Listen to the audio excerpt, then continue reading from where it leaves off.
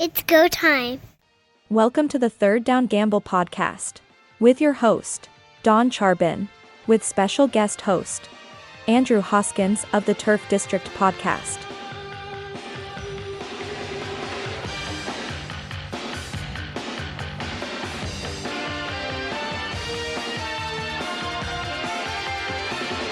Not a good week to be a quarterback in the Canadian Football League. Two big hits and maybe a third one that should have not been playing. But here we go. The CFL is now looking at three starters not being in the lineup for the foreseeable future. Yeah, really tough one. Especially that one to Drew Brown. That one was really, really tough to watch. And some people will say, well, put your helmet on properly because it flew off. On the other hand, holy, did he get popped. Ottawa just can't buy a bounce as far as keeping Drew Brown in, which is a big reason that they would have success is having him in there. And they've had to play a lot of their games so far without their all-star quarterback. Yeah, it's been frustrating for the Red Blacks for sure. But let's start with the Clarence Hicks hit on Zach Collaros. That happens in Winnipeg. You can't argue that it wasn't a clean hit because it was. It was in the target zone. Yes. It was so violent. Yeah. Well, and the funny thing is, though, is this is football. I go back to the 80s and 90s, and those are the hits we're cheering. There's no, you know what I mean? Like, oh, man, he crushed him. That one, yes, it was violent. It was heavy. But like you said, it was a clean hit, and I don't like seeing Collaros have to leave the game. We want him in there to be playing and showing what he can do. But that was just a clean, hard hit, and I can't really be too down on that either because that's one of the reasons that I like the game is that they go after and hit each other. I can't argue that. It's one of the attractions to football for me as well. Although when I saw that hit and I remember watching the play, my eye didn't even go down the field to where the ball was going. I was watching Collaros as long as I could because that force sends him flying backwards. Now, couldn't really tell how hard he hit his helmet on the field. Mm-hmm. And it seemed to me, as much as anything, that it was his rib cage that took the beating on that. And I was wondering if bruised, if not broken ribs on top of that. Yeah, I could see that. Definitely just because of the power where he hit. Could be definitely a rib bone issue, whether that's a bruise or crack or whatever. But they didn't really, and probably didn't replay it much. So I agree with you. You don't know which the actual injury is. The fact of the matter is, though, is that it was hard enough to injure him. And, then Strevler comes in and does his best, but, his best right now against this flying Calgary defense is not going to get Winnipeg very far. No, he's not suited to really come in that type of role in a very big game yet. Mm-hmm. He still has to be coached up a little bit more, needs more time playing the position as a starter, I guess. But for the Calgary Stampeders, I know that they went over to Clarence Hicks on the sideline. He said clean hit. And there are so many sanctions in the rule book about the type of hit, where you can hit, all that sort of stuff.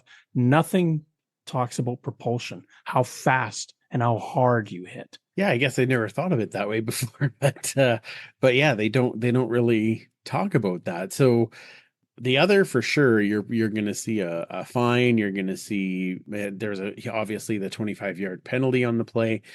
This one, I don't know what they do with that one because it was hard, but it was where it was supposed to be.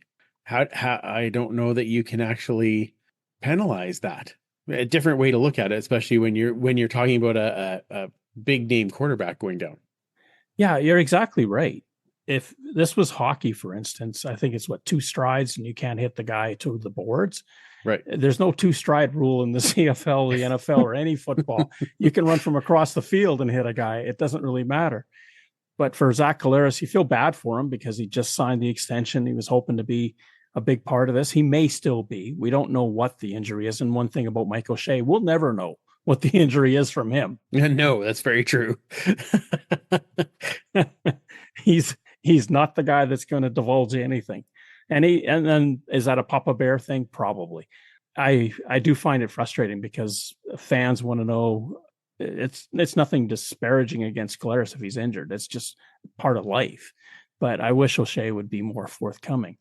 The other hit that we've talked about just lightly, but it's the one that's garnering much more attention and clearly has to be discussed further, is the DaShaun Amos on Drew Brown.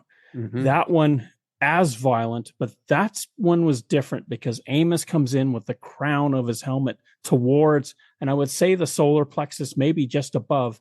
It happens to catch the base of the grill of Drew Brown. He doesn't really impact his head in a classic sense, but the helmet comes flying off and Brown goes flying backwards. I think it was the shot right below the chin, just right below it. DaShaun Amos's mind, he probably thought I didn't get him where I couldn't, but he just caught him where he couldn't. Yeah, I agree. And I think leading with the top of your helmet, no matter what, is the problem, right? And I was talking about it with my friends last night, and it was I think that's the most angry I've seen Bob Dyce, and it still really wasn't that angry, but you could tell he was, that there wasn't, an ejection on that play. And a guy leading with his helmet like that is a dangerous play, no matter where he hits the other player. As it turns out, they again hit the number one quarterback. And although I will ask you this, and I did mention it earlier, like his helmet flying off. Like I'm curious as to how it has to be fit to have that, because when you get popped, your helmet shouldn't go flying like that. And I don't know if then I didn't see the other replay if he landed then on his head on top of it, but definitely got he got smoked. But I'm not putting any blame on Drew Brown, but oh my goodness, make sure your helmet's going to stay when you get hit, because that's an important step as well. It's one of the things that I've noticed, and I'm not going to single out a manufacturer here, but with the VSR4 helmets that preceded this, rarely did those helmets come off. You see it much more with these different style of straps that they use, where the helmet connection is a little bit different, and they pop off, not readily, but every once in a while. Yeah. And it is distressing. Now you can see on the one replay as Brown is going backwards, you can see the anguish in his face. Oh yeah. So I was fairly convinced right then and there that it wasn't a concussion. Okay. That at least at that moment. But luckily he never contacts Amos with his head a second time, nor does he hit the ground with his head, because it is exposed and it would be quite dangerous for him under those circumstances. For DaShaun Amos, who is a class person, everybody really likes him. But to choose to do that, and that's lead with the crown, do you think there has to be some follow-up? Because how is leading with the crown not an egregious act? Yeah, and they gave him the 25-yard penalty, which is a huge deal. But I agree that I was surprised based on that it wasn't an automatic ejection. Being that we know the fine is going to be there. And half a game check is not light money, but I don't know that, beyond that, do I think that he needs more punishment? I don't know. I think the punishment needed to happen right at the moment and have him leave that game at that time. I don't know so much that it means that he has to miss another game, if that's what you're asking.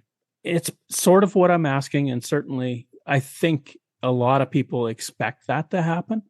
And it's not so much that DaShaun Amos has to be punished for what he did, but there has to be an example of what happened so that others aren't tempted to think that they can get away with it. We've already got Deontay Williams, who corked Arkell Smith of the Edmonton Elks in a game in BC. Same thing, spearing, crown of the helmet right to the grill.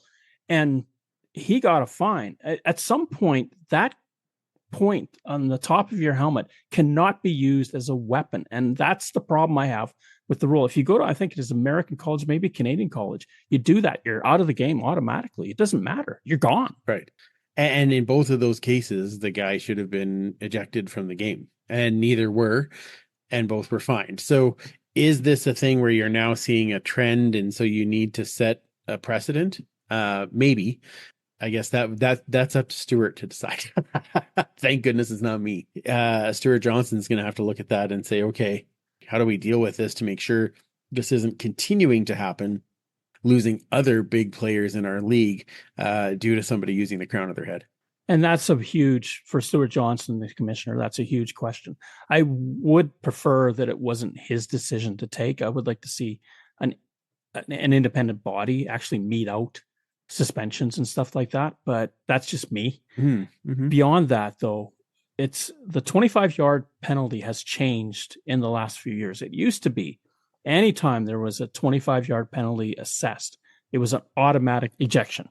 Yes. Now, 25 yards, and they still, even though it's a grade 2, they can still keep you in the game. And I find that odd because once you hit that range of 25, you may as well just send them because the other team is expecting that. Right. And they are saying that there's ejections if you throw a punch. 100% there should be, right? But how is this really that much different when you're leading with the crown and almost killing a guy on the field? I feel like that's the same, and that's why I think the ejection should have happened. So now I look at it and say, well, they didn't do the ejection at the time, but now does the fine come and then the message go out saying if there is a grade 2 penalty that it is going to be an ejection, and that's just the way we're going to handle it from here on out. Maybe that's how they deal with it. And I'm not entirely sure what the best answer is there, but they need to make sure that it's not happening on a regular basis. Well, you consider the force that's imparted with the crown of your helmet, and you're not just standing there and giving a little soft headbutt. You're actually driving the weight of your body at a 10, 15, 20 kilometers an hour. Do your force times mass times acceleration equation and figure out how hard those two quarterback, well, we'll put it to Drew Brown, how hard Drew Brown was hit. Yeah. Or Arkell Smith was hit. Yeah. In those moments. That's a lot of force. Now, these helmets are fantastic because they're not shattering, they're staying together. But in Drew Brown's case, it unfortunately came off. But for Arkell Smith, it did stay with him, and that may have saved him. Yeah, probably. And he was even able to kind of come back and play a little bit in that game, which was shocking to me. And I mean, not that the offense was on the field a whole lot, but you know what I mean? He did get back out there for a little bit, but yeah, that was that was another one of those things where you're just like, wow, we have safety that has gone up, which is great, but we shouldn't have to be looking into what happens when you throw that kind of a big, heavy, I want to say intent to injure. I don't know anybody's intent, so I can't say that, but just using the top of your helmet like that sure kind of leans that way. Well, if you're trying to force a turnover, there are other ways to do it. Yes. And I have nothing against DaShaun Amos. No. But in this case, he happened to be the one there that did it. And the CFL, I believe, to send a message for the rest of the season, has to do something, because you've got incident upon incident coming up. At some point, where do you draw the line and say, okay, enough is enough? It may be DaShaun Amos. It may not. It may be the next one. Do we really want to see a next one? Yeah, no, we don't, for sure. And I'm sure, though, that there will be, and again, the PA is not wrong in this either, where they would say, well, but Williams didn't get a suspension, so why now? Like, do you know what I mean? Like they're I'm sure there's going to be back and forth on that. The CFLPA is always caught between a rock and a hard place, because they've got the injured player and they've got the guy that did it, both being represented by them. It's got to be a huge conflict of interest at the best of times. Yeah, absolutely. Trying to figure this out. Absolutely. And I can't imagine being on that side to be like, well, I have to represent both. Hard for them to put that to just say, okay, yeah, well, this one is fine and this one isn't, right? We'll find out later in the week. As we record, it's a Monday night. We haven't heard anything, but later in the week, I imagine there's going to be something. That's one of the things with Zoom and all these calls they could do now. Nobody has to fly anywhere. You can just sit there in front of a computer and plead your case. And I'm sure that'll be happening. Yeah. The Edmonton Elks, Ottawa Red Blacks tub, I guess. They're at the bottom of the standings. The more things change, the more they stay the same. Is that what you're saying? Okay. And the Toronto Argonauts are also in that mix with only one win. Of the three, who do you think is in the biggest trouble? Oh man, I did not expect that question. You know what? I at this particular moment, based on our conversation that we just had, I think Ottawa's in the biggest trouble because they're already on to their backup quarterback. They're already, behind the eight ball of trying to move that offense a little bit better. Their defense, especially their secondary, is a little questionable. I think they're in a little tougher position at this particular moment. The Elks aren't far behind and in being in that position because the offense under Trey Ford hasn't moved the same way that we had the expectation of it. The defense, with the number of names that are on this defense and the all-star power that was on the Elks defense, and they are giving up an average of 440 yards a game. Every team that they have played so far has scored 30 points. So even when they won, there was 33 points scored.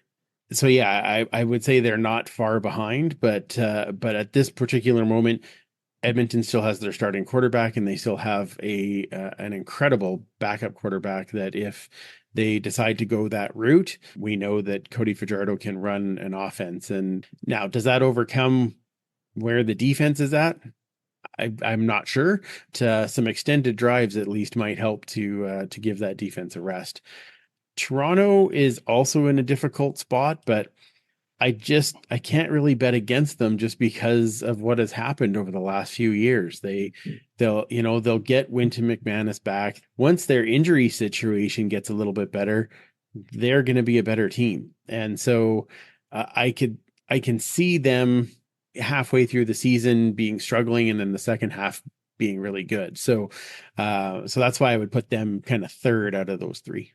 Well, the Ottawa Redblacks and the Edmonton Elks both have the same problem. Past history is biting them because of what they've done in previous years. It's adding up to a lot of stress. Correct. And a lot of angry phone calls and post games and stuff like that because people have been through this for years. It's not like the Argonauts who last year, well, they just happened to win the Grey Cup. So they've got some cachet that they can still hang on to.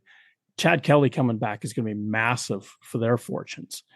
But for the Montreal Alouettes, who we don't even throw in this mix, but they haven't won a game without Alexander as their quarterback, Davis Alexander.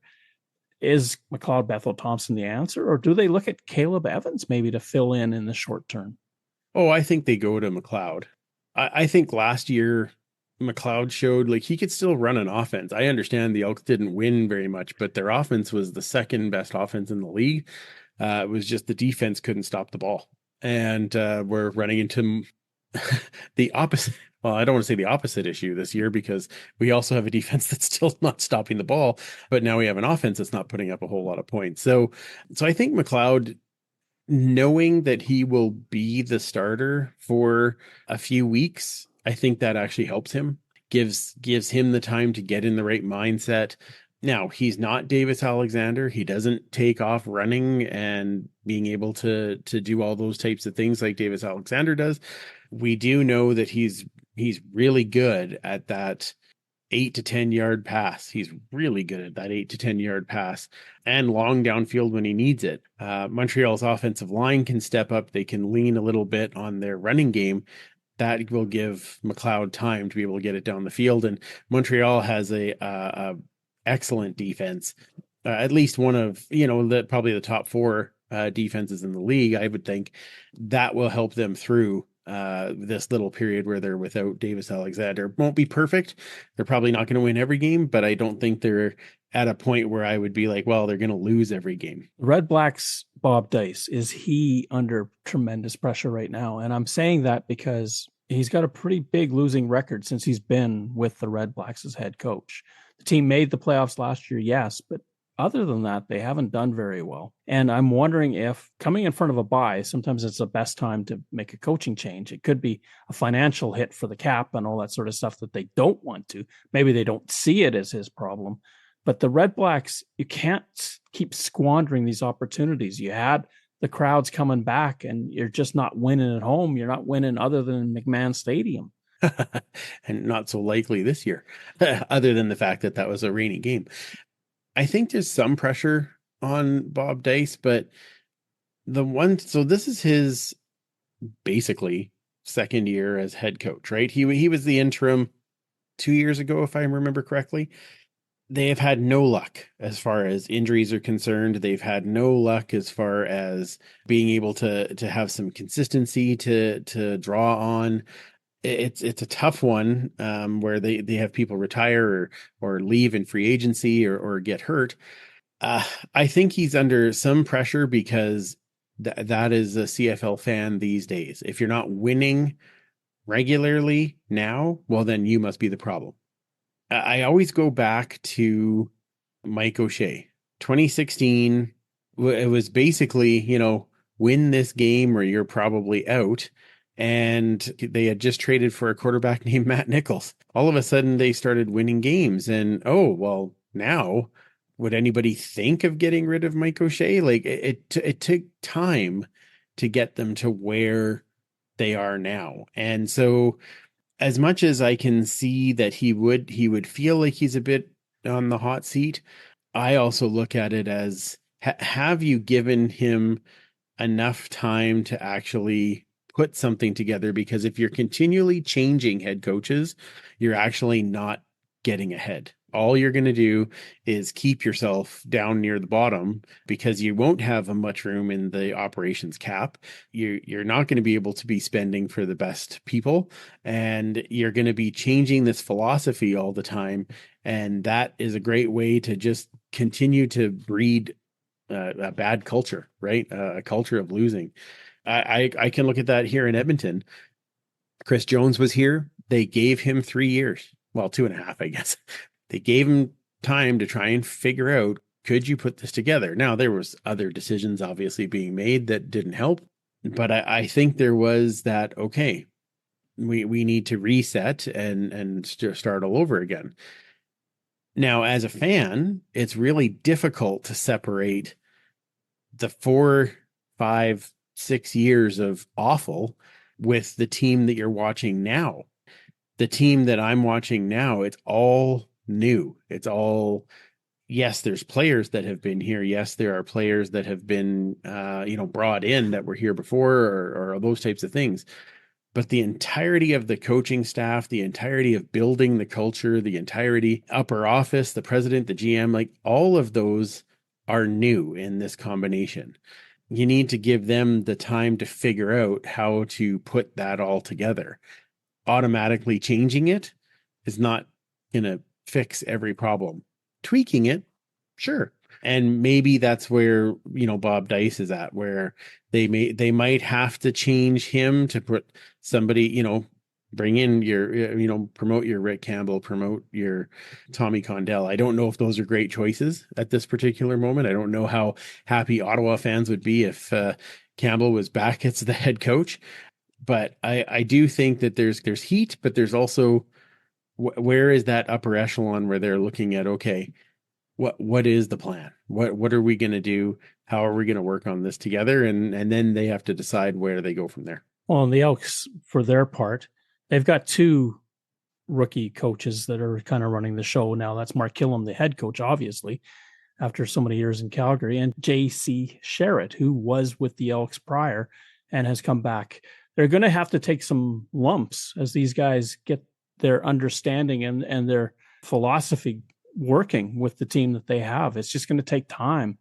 Unfortunately for the Elks, you pile this on of what happened at the end of Chris Jones' tour, and you go back prior to that, it just hasn't. You're asking a lot of the fan base, I guess, to be even more patient after what's happened. Correct. Yeah, 100%. Yeah, it's not an easy thing to do.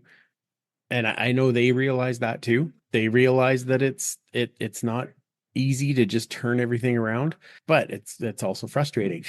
So they have to be able to take the difficulties that come with that and then show that this is what we're going to do next.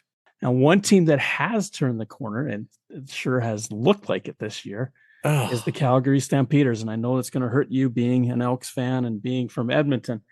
You got to give credit where it's due. The Stampeders of any team out there has looked dynamite. And the one thing that I'll give them credit for, they have gotten bigger, faster, and stronger on defense. That is a huge defense from the defensive line back to the safety. Yeah, 100%. They've done very, very well. They made the changes that made the difference, and that is they needed a dynamic quarterback. They went out and got VA. He is that dynamic quarterback. They're going with a lot of younger guys on defense, but bringing in Slowick as the defensive coordinator has done wonders for that defense. They play on just a different level. And yes, you're right. They're bigger and they're faster, but they also are in position. Slowick's schemes have been very, very good to them. Yes, I hate to admit it. They've done well. The other part, and I'd love to know this for sure, but I'm pretty sure they're one of the teams with the least amount of man games lost in injuries. And you can tell, right? They're playing well together. They've got all of their big names. There's no, like, they've had a couple of injuries, sure. And, you know, obviously Bagleton going down is a big one, but they had that first overall pick in Damian Alfred, and he has turned into a monster, a moose monster, as it turns out. I do think that, like they've made the right adjustments as the season goes on, and some other, you know, because it's football and injuries will pile up. It'll be curious. I'm curious to see if they'll have that depth to bring people in to do the same thing. But to this point, they have played lights out, and I would rank them as the top team in the league right now. They've won as many games so far this year as they did the entirety of last year, which is just a staggering turnaround. And I've always looked at Calgary on offense, especially as Vernon Adams goes, so do the Calgary Stampeders. And Vernon Adams, you look at his winning record in the CFL, it matches Zach Collaros without even blinking. The guy knows how to win. He just doesn't stay healthy. Yeah, absolutely. And so far, so good. He's played really, really well, and he's stayed healthy, which is awesome. That offensive line is giving him time. He's getting the ball back a lot, and he's bringing, you know, dragging out drives, which is helping their defense. So, and they've got an all-star kicker. So, hey, if you get into range, you know it's going to go in. Yeah, great combination for them. It just pains me to my soul that they didn't have to suffer for at least a couple more years. Especially when you know, some of us, present company included, a number of years ago, you know, when your team was bad, they were bad for a while. It wasn't like just 1.5 years. That's just me being jealous, really. They have played amazingly well, and I got to give them credit for that. Consider that the Stampeders are starting 12 new faces on the defense, guys that did not have a starting role throughout last season. That's just amazing. You look at the Argonauts and how they got picked over by the Elks, and their defense still hasn't figured it out yet. And here are the Stampeders pulling guys from the practice roster, getting a couple of draft picks into the mix, and putting in a couple of free agents, and they're gelling. What is got? I mean, Bob Slowick must be a magician. I was going to say that it's got to come down to coaching. I love JC Sherritt, always will, but you know, like you said, he's a rookie defensive coordinator. Some of that might be showing, and you have a guy who with a ton of experience who knows how to run defenses and knows how to get the best out of guys, and that's what Slowick is doing in Calgary. Hey, this is Reed from the Markcast. You're listening to Third Down Gamble.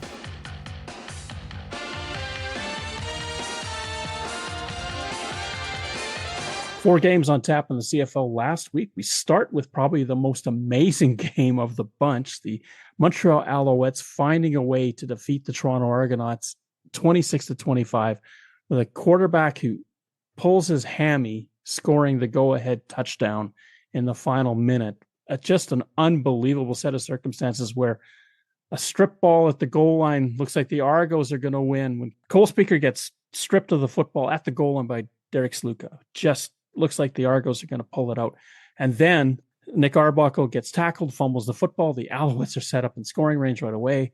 Davis Alexander runs the football in for the go-ahead touchdown. The Argos still have another chance, but a safety blitz and an errant throw, and KB Nento does what he always does, picks the ball off and seals the game for the Alouettes. Yeah, a crazy back and forth game. And it was funny because I had picked Montreal for this game, and at halftime I was like, wow, I am really not able to pick winners this year. Like this is awful. I mean, 18-7 at halftime, you're thinking, what is happening here? And and it didn't get much better. I mean, it was what was it, 25-14 at the end of the third, and you're thinking, okay, well, but still, like that's a big lead. And then 12 points for for Montreal in the fourth.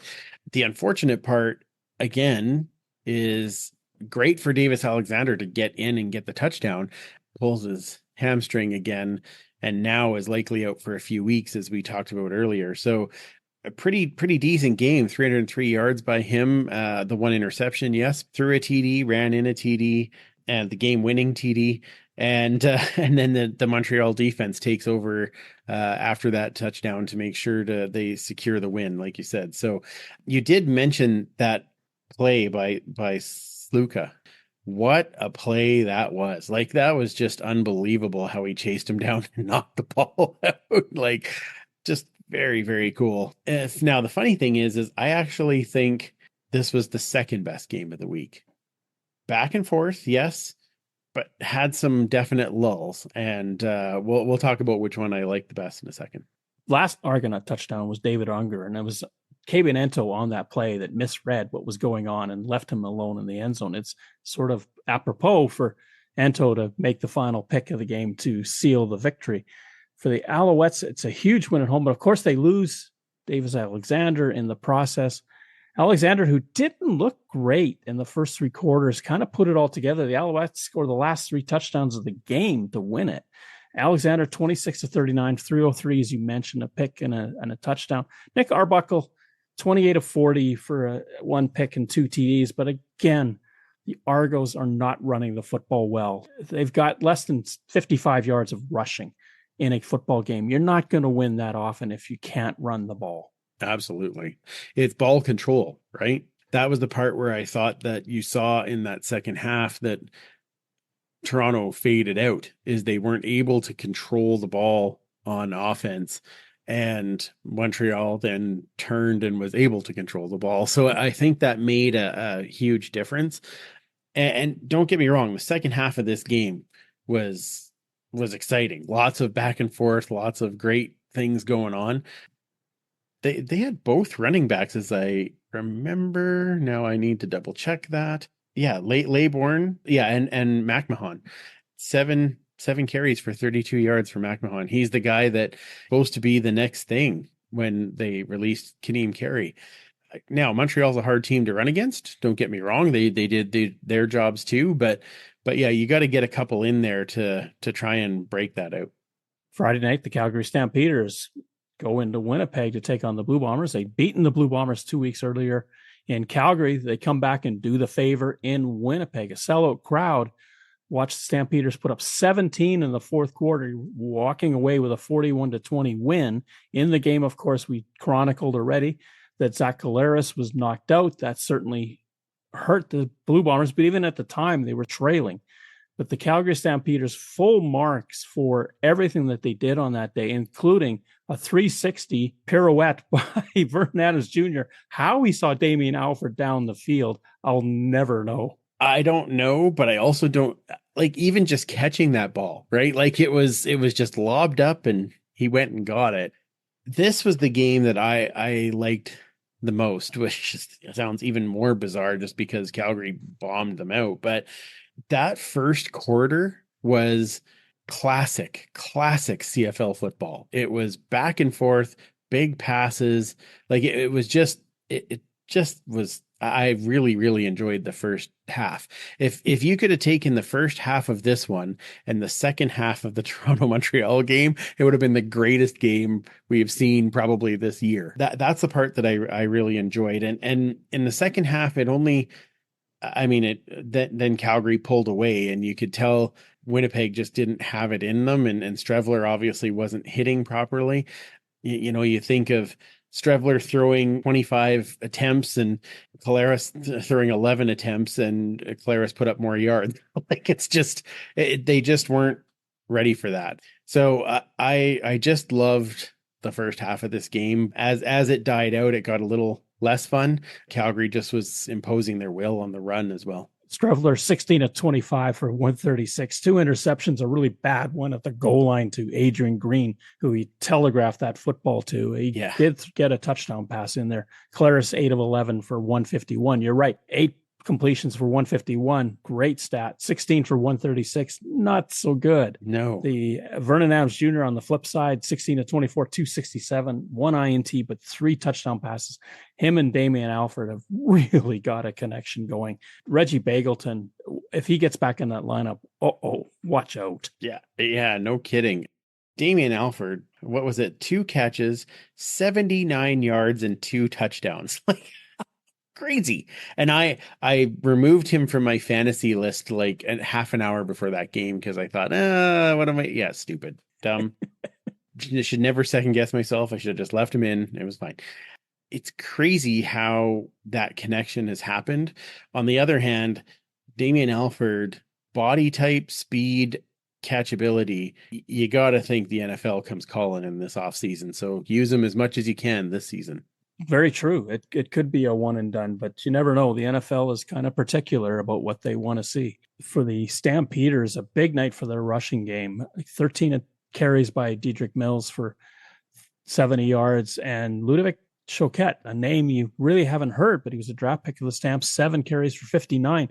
Huge numbers, and when you're putting up over 100 yards of rushing, that takes the pressure off Vernon Adams Jr., means that offense is more effective. The Bombers have lived with that recipe forever. Yeah, 100%. It seems like it just flipped, right? Here's your run game, and then it opens up your pass game. And none of the Calgary Stampeder receivers were over 100 yards. They all were effective. What was it? 4 of them were more than 30.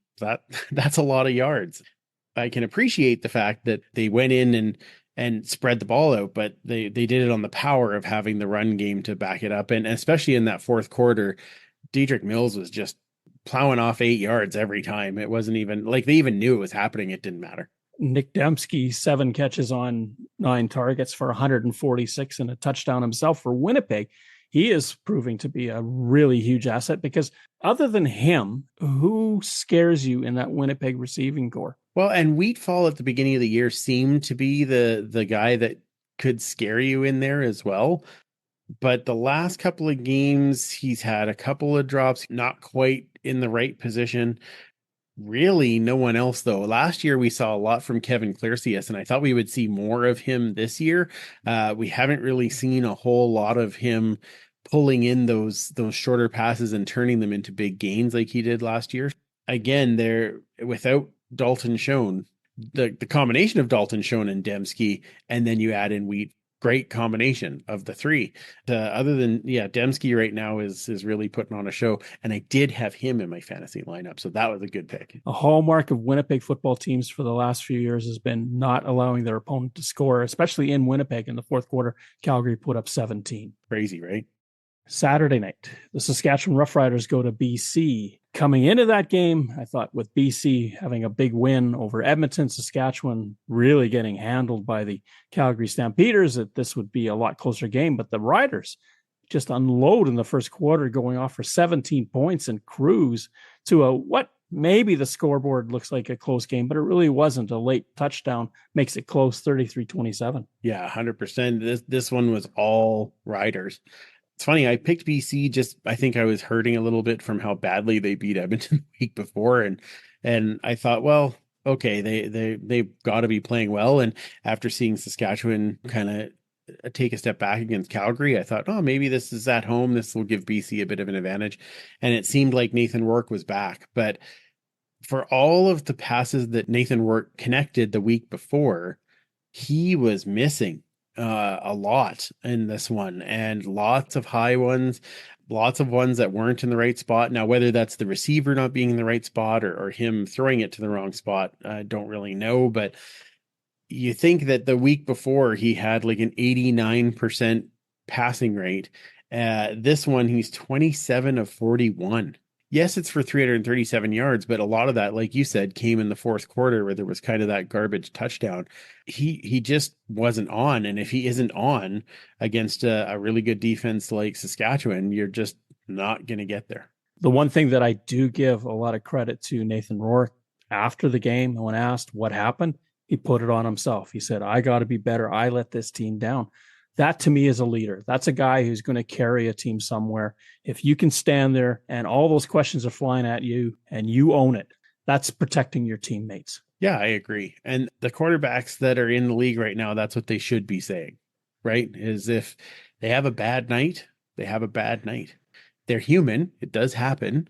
I wish it had happened a week earlier, but I'm fine with it. It makes sense that you have a bad night. You take it on yourself. That's fine. He also, we talked about this in the last game, that Calgary had really used the run game. In this game, after Butler had such a great game the week before, again, they only had 43 yards on the ground, and 13 of those were Nathan Rourke. If you're not really moving the ball that way, and then your quarterback is missing, not really a recipe for a lot of wins. Trevor Harris, 23 of 30 for 395, one interception, but 3 touchdown passes. He really bounced back. And then it's interesting with the Rough Riders, the last 2 games with Saskatchewan, over 800 yards of total pass with the Stampeders. This game, around 730 total yards of passing. Yeah. That's a lot. And if you're Corey Mason, that defense, giving up almost 800 yards of passing over 2 games. Well, you're going up against good quarterbacks though, right? And I like this direction that we're kind of seeing in the CFL, where they're going back to some of the big passing yard games. And not to say that we didn't have them last year, but there was more in the past, probably 5 years. There was more heavy running games, and the pass game was there, but not as prominent. And now we're seeing it almost in every game, where that passing game is so prominent. I like that. I think that there's a shift in defenses on having to know how to stop that. You want to know how to stop it? Watch Calgary. Blech. Watch them. They're really good at stopping the pass because they get pressure. They get pressure up front, and then their guys downfield, like you said, are long and fast. They're knocking things down. In this game, we saw that BC didn't get nearly as much pressure on Trevor Harris. They did get some, but wasn't very often. And that helped open up the pass game. And Dante Myers had himself a night. The Saskatchewan, they take the first 2 against BC. They've won the seasonal series, sort of what Calgary's been doing, taking out the teams they need to beat, so that if you wind up in a tie later in the season, you got the seasonal series in your favor. It's massive. People say games in June don't matter. They do. Well, and I saw something on Twitter where somebody was saying that there's 4 season series that have already been decided.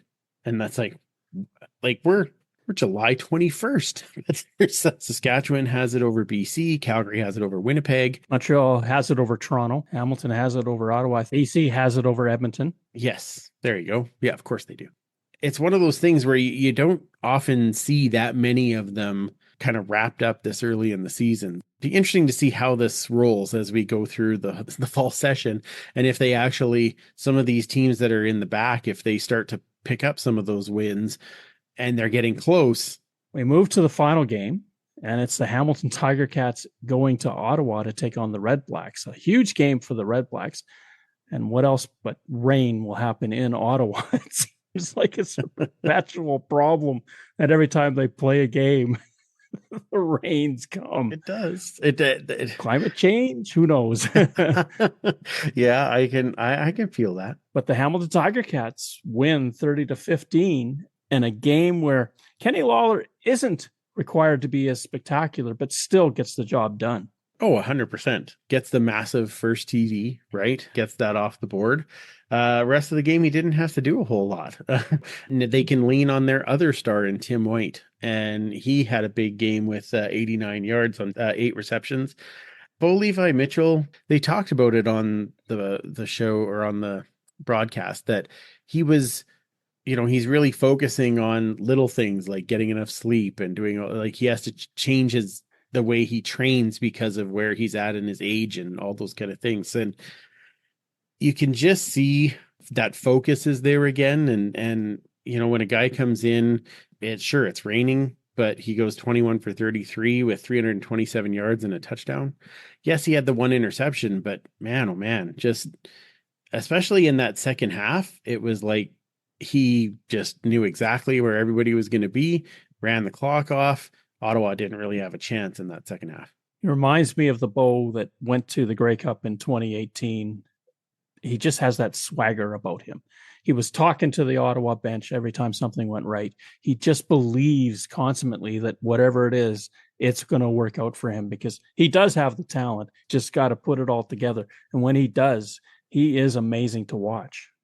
Yeah, no, I agree. And I think, and we already touched on this, but it's unfortunate Drew Brown getting hurt. I thought that would be just a really good back and forth battle of guys that know how to hit that medium and the long pass. I was pretty excited about that matchup. What can we say? Wasn't to be.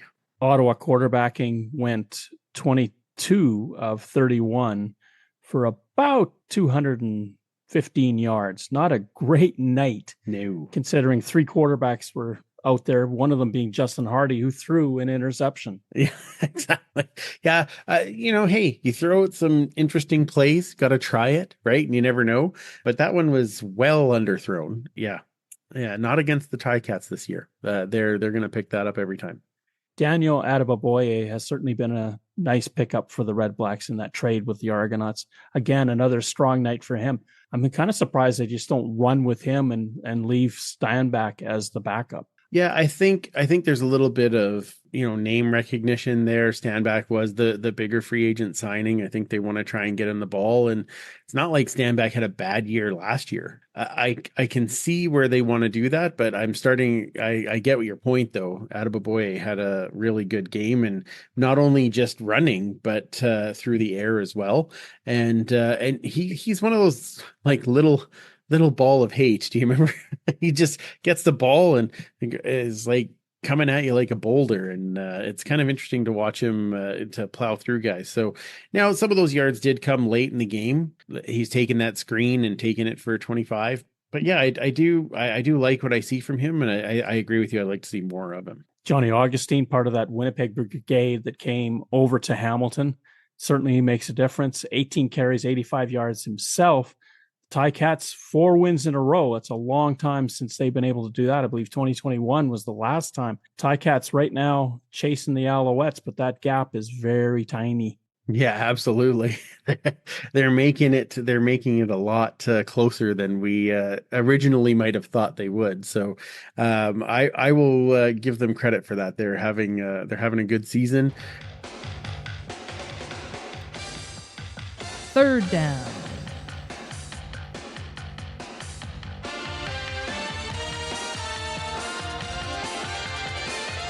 We start week 8 with the Calgary Stampeders hosting the Montreal Alouettes. The Alouettes, of course, coming in with either McLeod Bethel-Thompson, most likely being the quarterback, Caleb Evans, maybe being the quarterback of note, but the Stampeders, for the first time this season, are favored in a football game at minus 5.5. How do you see this one? Well, you heard what I said earlier. So I think this one's a fairly easy pick. Not that Montreal can't be the team, like the defense could play that well, that they could take this win, but it's in Calgary. Unless there is an unforeseen injury or something like that, I can't see Calgary not covering this score. They've made Winnipeg look silly. They've made Saskatchewan look silly. I can't imagine that they don't find a way to take this one. At 5.5 favorites, that's almost a touchdown. And that always scares me when it comes to these types of things, because of course they're trying to level the betting pool and they're trying to make it so that everybody bets evenly on both sides. Can the Stampeders do it at home? Yeah. Given what they've done, they've won by 10 plus the last 3 games against big Western opponents. Can they do it against Montreal? Absolutely. Right. Whether they do it is another question. The Stampeders at home are a different animal. And I kind of wonder if the Alouettes are going to push them just a little bit and not so much win the game, but keep it close. Oh, so are you taking the Alouettes to cover? Heath always does that with me. I don't want to commit. And he's like, come on, Don, you got to do it. Got to say what you're picking. Yeah. Okay. Fair enough. That's good. I'm taking the Alouettes to to beat the cover. Yeah, I think they can get inside of it. Okay. We move to Friday night with the Edmonton Elks in Saskatchewan to take on the Rough Riders. The Rough Riders at home, 9.5 favorites over the Elks. Oh, God. That's a huge, huge number. Of course, we got to remember last year, though, when the Elks came to town at the end of the season, Trey Ford and Javon Leake tore up the Rough Riders, and the Elks went on to victory that day. The Riders don't have short memories. They know what happened then. They'll be aware of what's going on. Do you think that Jordan McSimic, the offensive coordinator for Edmonton, is going to let Trey Ford move out of the pocket a lot more and start using the threat of running? Because right now they're trying to make him a pocket passer. They're really reticent about him running the football. He rarely runs it more than 3 times a game. Yeah, no, that's very true. In the last game against BC, in the first drive, he had 2 big runs that were sizable runs, and kind of thought, oh, okay, well, this is, yeah, that game didn't turn out so great. When you have a team that only has 13 minutes of possession at a 60, I really want to say that coming off the bye week, that Edmonton will find a way to put a different wrinkle in there. At this particular moment, Mark Killam has been very dodgy on who is actually starting the game. Is this going to be Trey Ford? Is this going to be Cody Fajardo? In practice, they're doing 50-50 with the ones. They're not letting anything come out early in the week. I do think Saskatchewan wins the game. At 9.5 points, though, that's massive. Giant number. And I still think Saskatchewan covers it, which is sad. I'm with you. I think even if Cody Fajardo is the starter, I don't think Edmonton's fortunes improve that much. Not yet against the Saskatchewan Rough Riders. The Riders should be able to hang on and cover this. They look really good against the BC Lions. There doesn't seem to be that swoon that's coming in mid-season for the Rough Riders. They seem to be this year much more ready to keep the winning going. I will hold the Rough Riders for the cover. We move to Saturday, and a really interesting game now that Zach Collaros is out. The Winnipeg Blue Bombers go into Toronto to take on the Argonauts. The Argonauts floundering right now. Their offense just isn't producing. Their defense just isn't living up to expectation. Bombers go in as 2.5-point favorites on the road in Toronto. Yeah, absolutely. And this is interesting because Winnipeg will have had a full week of knowing that it's Strevler. When they had that early in the season, in game 1 for them, they had a good game plan for Strevler on how to balance that run and pass and try to get guys into those small open spots. Toronto is still hurting on their defense a little bit. There are holes that Strevler may be able to go after. I do think and it's been a while since we've talked about Brady Oliveira having a massive game. And I think this is one where he could. So I am going to take Winnipeg to cover. The Blue Bombers cannot afford to let Chris Strevler become a running quarterback. And I'll say that because even though I'll say that Trey Ford is better if he's a running quarterback, Chris Strevler doesn't run around people. He runs through them. The beating that he's going to take if he tries to do that will put him in a lot of misery. I kind of think the Argonauts are going to win this football game only because they should have won in Montreal and they let it get away. The Argos are getting better. They're just not putting it together. Winnipeg and Toronto, the last couple of years, they've struggled. And I kind of like the Argos. I don't see that Ryan Dinwiddie is going to sit lightly and go 1-6. I think this is where it stops, and the Blue Bombers are going to be their victim. Oh, all right then. Wow. We've only agreed on one so far. All right, so let's go with the last one then. We move to Sunday night. I love these one every night games. This is so cool.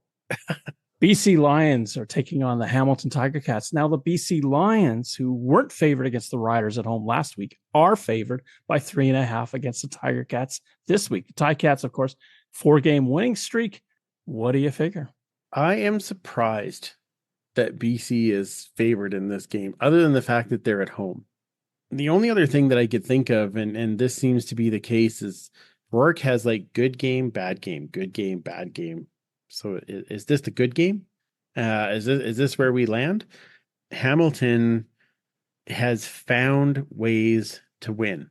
They have just found ways. Now, I just think that there's too many kind of what ifs for BC, and there's more we knows on the Hamilton Tiger Cats. So I am going to pick the Tiger Cats to cover here. The game itself isn't going to be that late. It's not like a situation where they're playing at 7 at night in BC and it's 9 or 10 at night at Hamilton to start. It's much more natural time zone wise for the Tiger Cats. That's going to definitely help them. Can they do it on the West Coast? And you're right, Nathan Rourke is kind of meteoric. He played well enough to beat the Alouettes in stages. Goes into Edmonton, plays lights out, plays the Rough Riders, doesn't look very good. He kind of has that, but that could be growing pains with the offense as well. BC is so dependent on that running game working. If they get it going against the Tiger Cats, then the Lions could be scary in this football game. And that's where they're going to live and die, in the trenches. The Tiger Cats have proven that they can run the football, and they've got Kenny Lawler if they need an outlet to score an 80-yard touchdown. This is a tough one. At 3.5, it's a field goal. Basically, home teams, we always say, get a field goal by being at home. That means this is a pick'em football game. The 7 o'clock start Eastern for Hamilton is huge. I kind of like the Tiger Cats to continue the roll. All right. Okay. So we agreed on 2 and went opposites on the other. All right. Fair enough. I can do that. Yeah. Andrew, thank you so much for filling in this week. Where can people find you with your podcast and follow you on the socials? Well, thanks for having me. As always, it's a blast to come on and talk some football and share a few laughs. You can find our show, the Turf District Podcast, every Tuesday night. We are live on YouTube, and we record the show with my co-host Superfan Mike and Commissioner Kayla. And now Linda has joined our show doing the First Down This Beer segment, which has gone over very well, and probably super appropriate for the team we cheer for. So make sure that you tune in there, or you can find us on any of your podcast catchers. Just search up the Turf District and you will find us. Keep the faith. Better days are ahead. Yeah, I hope. Boy, they better be.